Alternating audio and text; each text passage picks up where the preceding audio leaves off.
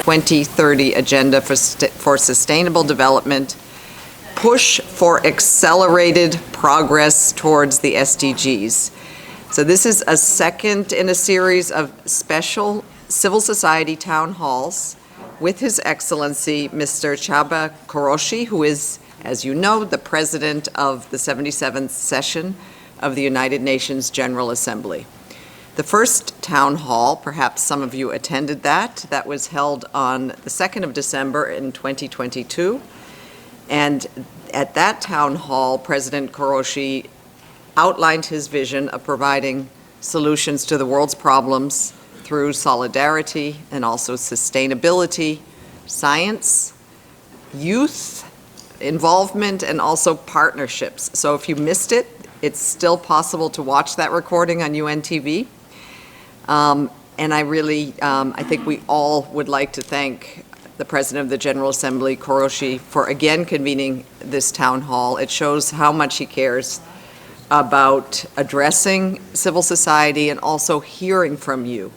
This town hall is not part of the formal preparatory process of the 2023 SDG Summit as such, and no official outcome is expected following this event. This town hall is an important opportunity for civil society organizations, as well as youth representatives and also academia, like you, to bring your perspectives and your data based on deep experience. We are going to be listening. We really look forward to hearing how your experience can inform deliberations of member states in preparation for this very important summit. And we look forward to your insights on how we can all work together to achieve the SDGs. We cannot do it alone. Before I turn the floor over to the PGA, as we call him, the President of the General Assembly, he has a nickname, I would like to note that today's event is available in the 6 official languages of the United Nations, so please tune in to the language of your choice.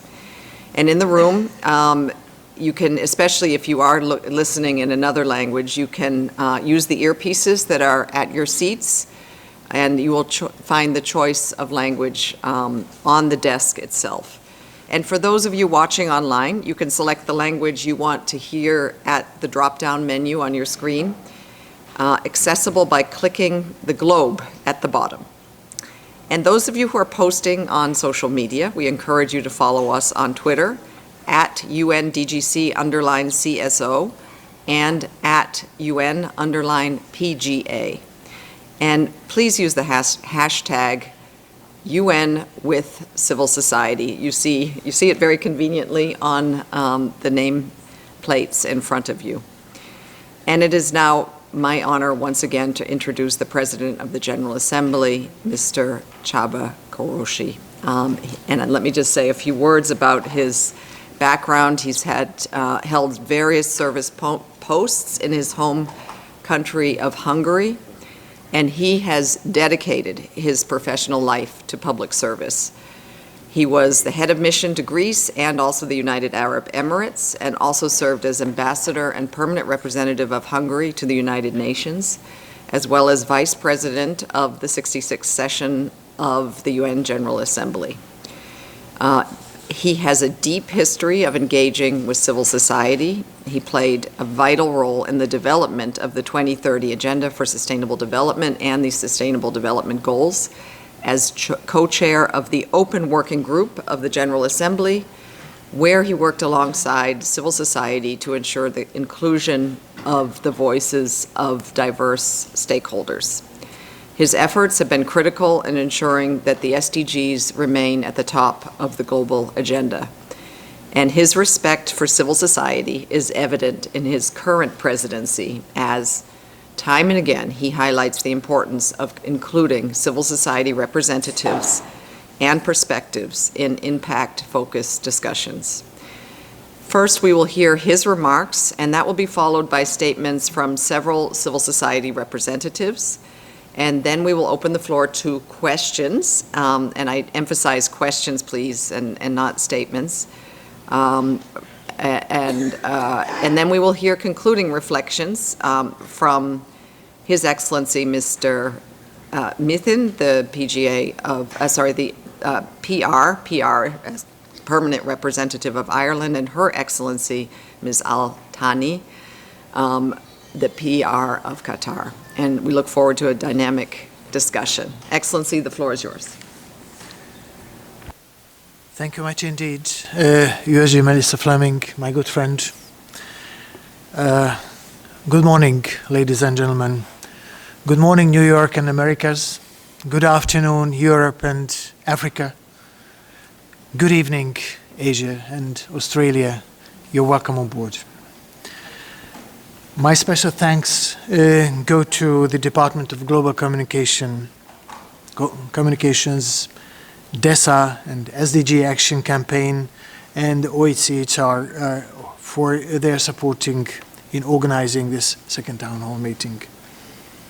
As the 77th session moves into its second half, the General Assembly is preparing for the SDG Summit, as we heard just a couple of minutes ago, in September, which will be the pivotal event of the high-level week, the most important event in September.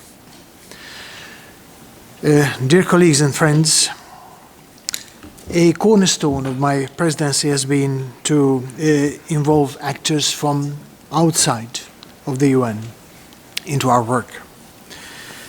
I've held several consultations with scientists, youth representatives, civil society organizations, with many of you personally involved, as well as private sector actors and financial institutions. My aim is and remains in bringing the outside knowledge to improve the quality of policymaking by ensuring the decision makers have the better understanding of the issues they are creating policies for.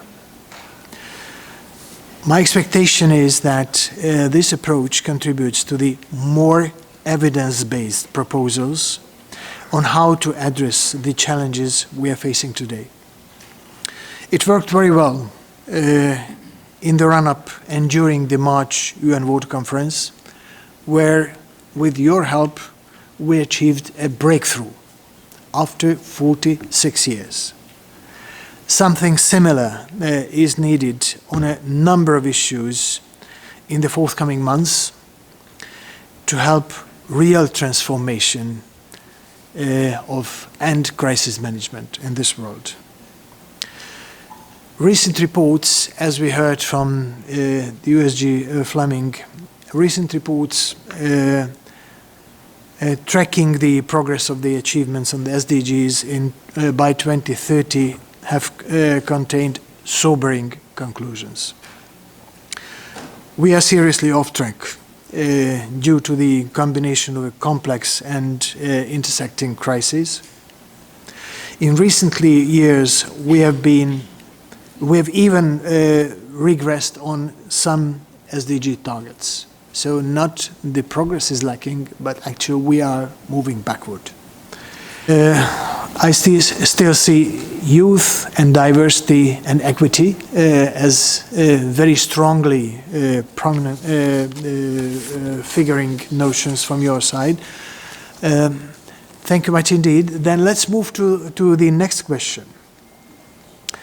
What are the biggest challenges in the way of achieving SDGs? You will see here multiple choices. Please distribute 100 points among those options what you see. Armed conflicts, geopolitical divides, inequalities, inadequate financing, lack of political will, corruption, inability to measure implementation, or other. If you wish, you may give all 100 points of yours to one of the options, or you distribute according to your liking.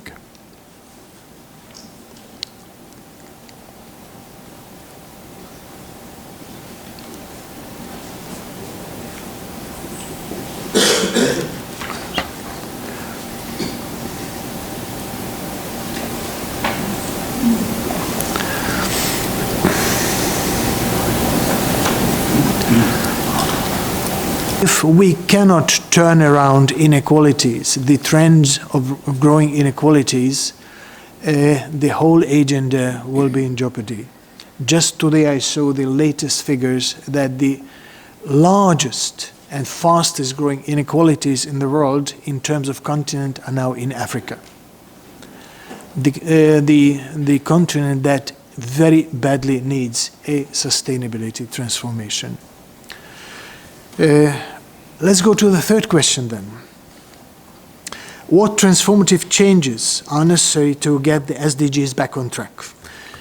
Please again distribute your 100 points among the options. SDG stimulus, meaning increased financing, IFI, international financial institutions reform, beyond GDP, it's a concept which is one of the targets in the SDG 17, which means a renewed economics,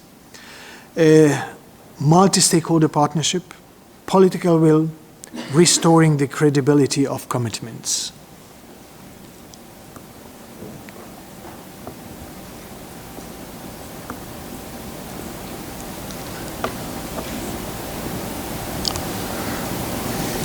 Africa from Kenya, and he will share his views today through a pre-recorded video. Excellencies, distinguished delegates, esteemed colleagues, ladies and gentlemen. My name is Maina Brian. I am an innovator, environmentalist, and an advocate for global climate justice and the SDGs. As a young Kenyan and African, I stand before you today not just as a representative of my generation, but as a voice of our collective future. In a vast expanse of human history, we find ourselves at decisive crossroads. My niece, who was born in 2020, will be 10 years old in 2030. Is this the world that we really want her to inherit? Our world is in dire need for transformative action. The SDGs are our urgently needed blueprints. Yet, as we gather, we must face the stark reality that we are falling short on its implementation. It is posing additional debt burdens on countries. This is especially important for Africa, where many countries struggle with high level of debt and limited physical space to fund development initiatives. Grant-based financing will support to overcome these challenges, enabling countries to invest in areas critical to achieving the SDGs. Ladies and gentlemen, Africa is not only the youngest continent. Africa is also vibrant, poised to redefine its narrative and chart a path forward. It is also full of underestimated and undervalued potential. It is time for you to take Africa seriously on the global stage. Hence, Inequalities defunded the state in many parts of the developing world and has accelerated south to north wealth and resource extraction. There is today persistent empirical evidence that developing countries finance developed countries through illicit financial flows, through debt repayments that are not being restructured due to the absence of a multilateral debt workout mechanism, through asymmetrical trade rules, capital outflows due to the inability to regulate finance, reserves that defend currencies depreciating sharply due to monetary tightening. And these are just a few examples out of many. So we have to locate that it is in this context of resource strain that the global narrative of the SDG financing gap is created, leading to the SDG's call for an SDG stimulus to scale up affordable. Our organization were in Doha to counter the story of lack with a story of hope and possibility. Our story is centered on investing in LGC communities, as indeed in rural communities everywhere, and protecting and building on the contextual and complex knowledge. Our call is a call for build on agricultural strengths as a pathway to prosperity. It is a story of agroecological transition toward food sovereignty and the realization of the right to food. Food systems need to produce and process and make available a diverse range of foods in ways that nurture the land, soil, and water, and that protect people's livelihoods and the culture.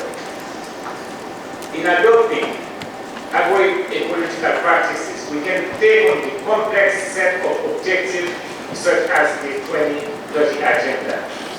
If we think about a system in which food is grown and distributed and intervene on multiple points in that system for change, we can reduce greenhouse gas emission, conserve fresh water, protect biodiversity, empower women, and increase farm productivity by reducing input costs. And as was the case in the first PGA Town Hall, we have a diverse group of representatives joining today, and we really look forward to hearing from you. In an effort to ensure that we hear from a wide range of voices and representation from different geographies, we are having the first two questions coming to us via video. We'll take these two questions and then turn to you, President Koloshi, for your replies to those.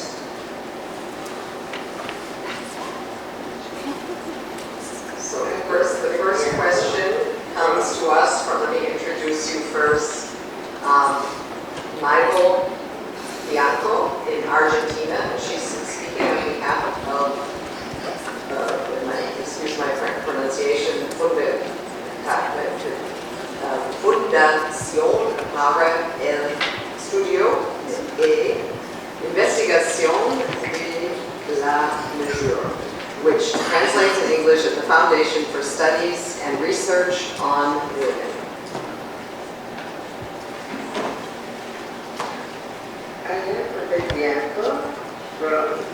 Fundación para el Estudio e Investigación de la Mujer from Argentina, and I'm speaking on behalf of the civil society participation mechanism for sustainable development in Latin America and Caribbean.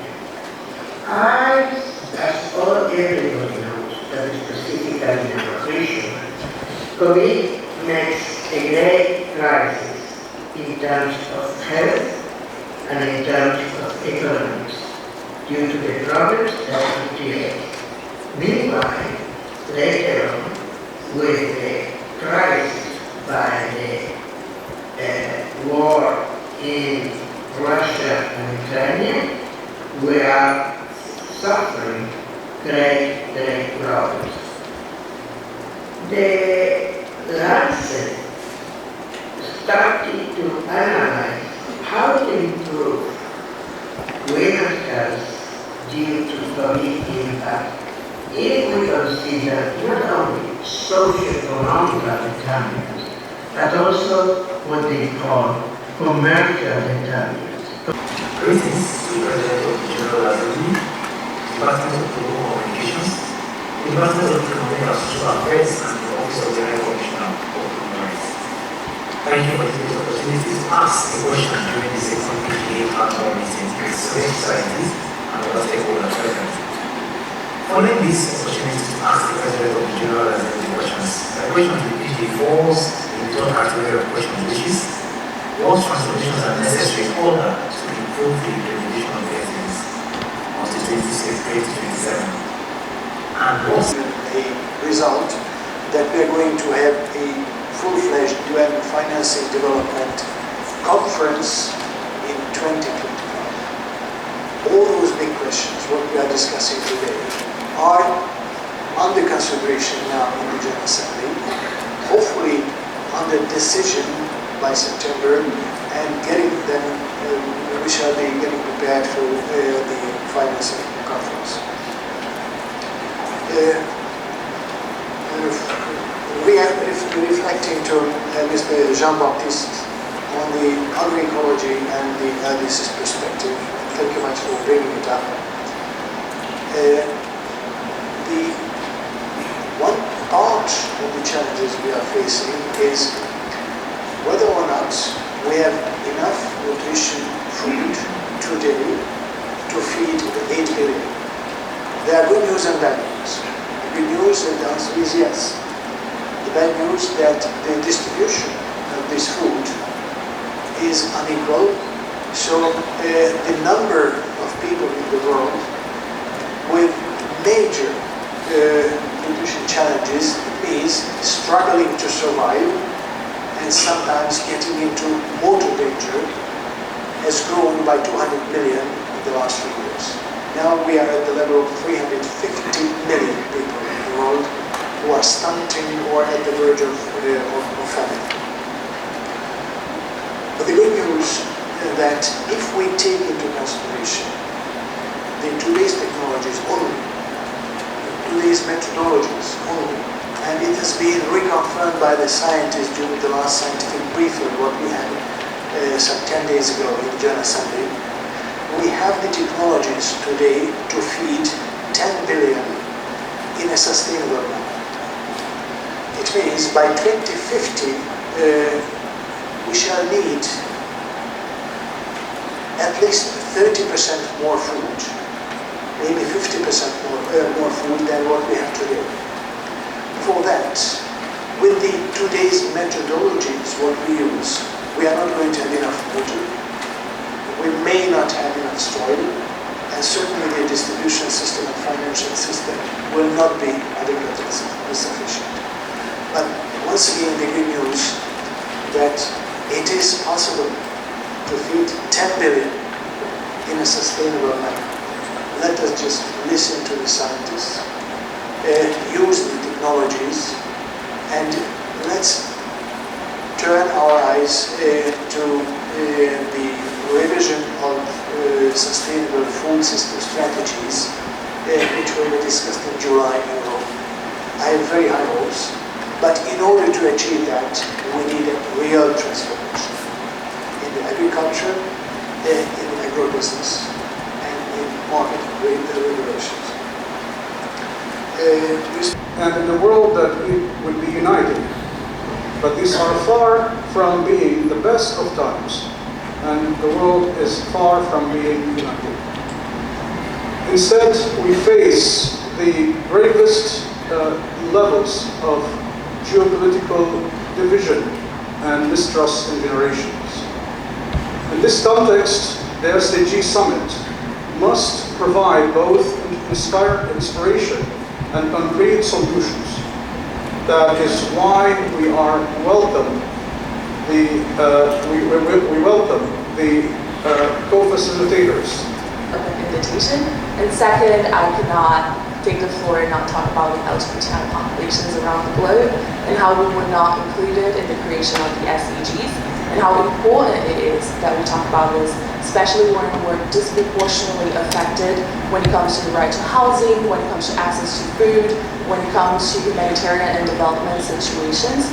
And we specifically saw that with COVID-19, and Your Excellency mentioned that when talking about COVID-19 responses, on how much we need to learn from that, how LGBTI populations were left behind, and NGOs like my own had to do the financing and the work on including them in COVID-19 responses. So my question would be, how can we include LGBTI populations in the moving forward of the Agenda 2030, but in all multilateral spaces, not only as those who are disproportionately affected by human rights violations and excluded from development spaces, but also using our expertise, because we're the ones doing the work on the ground, we know what the issues are, and how do we include ourselves in these spaces, and how do we get invited to participate like all the other groups that were mentioned in Agenda 2030. Thank you so much. Thank you so much for your question. Yes, I would like to ask the gentleman. Part of the Global Civil Society Alliance, we find that our members and partners around the world, civil society activists who seek transformative change, and civil society organizations that uncover gross human rights violations are oftentimes facing huge amounts of persecution around the world. Many of them are subjected to restrictions on civic freedoms, including access to international funding. So, how we can ensure that progress towards SDGs is equitable and inclusive, and that no one is left behind in the pursuit of sustainable development? My first question. And the second question is how we can better involve and empower local communities, civil society. Focus on Secretary General's call for commitments, and so we'll also build upon a question made earlier. And the question is this: in approaching the political declaration and the SDG summit, could you please speak to current thinking about how commitments, either by member states or civil society and other stakeholders, might be formulated and supported both in the lead up to the summit and also following from it? Are there any accountability mechanisms you might be considering for follow-up and implementation of commitments? Thank you very much. Thank you very much for that. At these meetings and in the resulting political declarations, member states should recognize that advancing science against diseases such as TB in order to realize the SDGs falls under duties all states hold to fulfill the right of everyone to enjoy the benefits of scientific progress and its applications, the right to science. States must invest in science and act to make the benefits of science equitably available to all, without discrimination. The question Treatment Action Group raises for discussion is, what steps will the General Assembly take to ensure the inclusion of right to science provisions in the SDG political declaration that 1. Increase investment in TB research and development, especially for TB vaccines. 2. Promote the rapid uptake and implementation of the best available technologies in the fight against TB as a human right. And 3. Remove legal intellectual property and other pricing barriers that prevent equitable access to these technologies. Thank you very much for that question. I'm going to ask you in the red. On my question, the first one is what steps or measures are being undertaken to ensure that there's an integrated review or assessment of the implementation and progress of the SDGs to make sure that the progress of one will not result in the regress of another, which is currently happening now. And this is connected to my second question on the voluntary national review. How do we strengthen the voluntary national review and local reviews of the SDG implementation to make sure that it's not just a cherry-picking exercise of goal reporting of states, but to really ensure how everybody is involved and included in the implementation of the SDGs. And lastly, are there plans to conduct dedicated consultations with indigenous peoples? The permanent forum on indigenous issues is currently happening now, and it's not often that we are here in New York to be able to meet up with the UN, and I think this is an opportunity to also meet with indigenous peoples who are currently here attending the UN session. Thank you. Thank you so much for that statement. And how I wish we had more time. I mean, this is very difficult for us, and very sorry that we're not going to be able to get to all of you. I think we can take 2 more questions, and I'm going to... 2 questions only. The first is,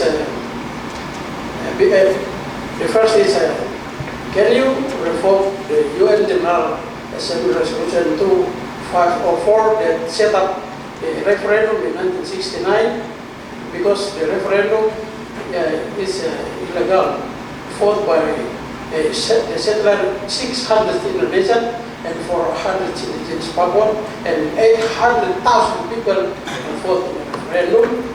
That's why today we fight in the country, and our indigenous people, the federal, we call West Papua National Liberation Army, fight against with Indonesian security force, and we never stop. And our parents fight against the Indonesian before, because we have independence. We have according to the Indonesian Charter Article 73, and then Netherlands and United Nations. Question, please. Question. Yeah. So that's my question is: can you reform the UN General Assembly Resolution 2504 that established the referendum, and then the first, and the second is.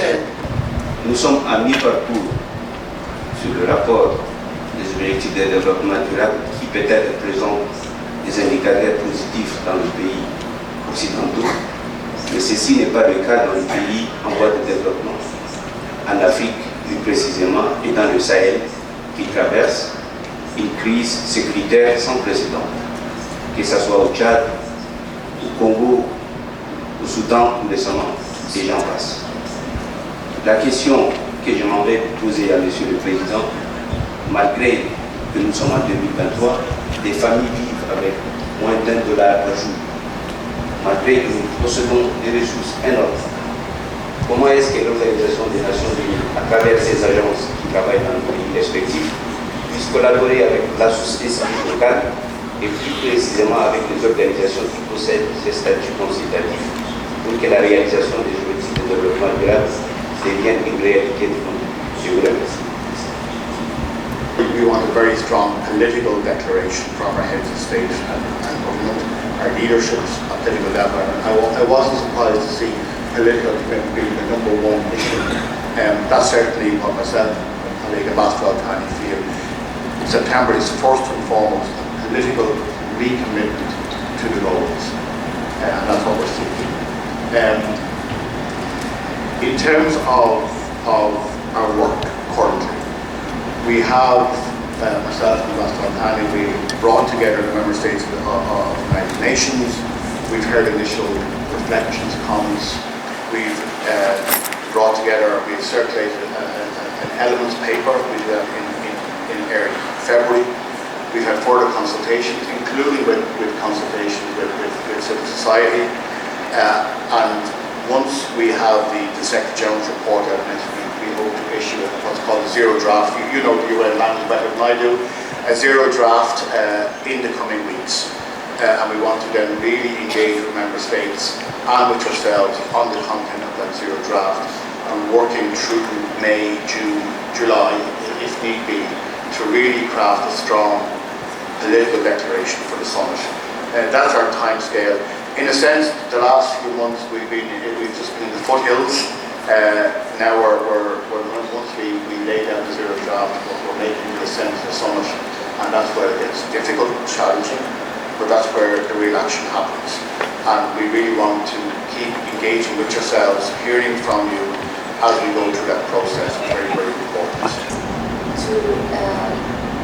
To put the SDGs again back on track for our deadline 2050. I prolonged here, but I wanted to try my best to cover many of the very important points you have raised today.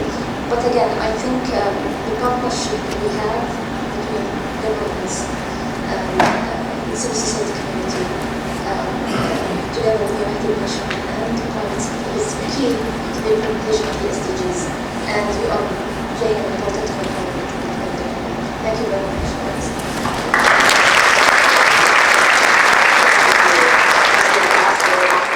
Great summary of everything that we heard today, and thank you, President Pelosi, for convening this town hall, and especially to all of you for being here, for listening, for contributing, and for playing your part to accelerating the SDGs. I think we'll take what the ambassador from Ireland said as a motto: urgency, realism, but also hope, as something to take away. Thank you for inspiring us. Thank you for being here, and wishing you a lot of success and in all of your efforts to make our world a better place and to implement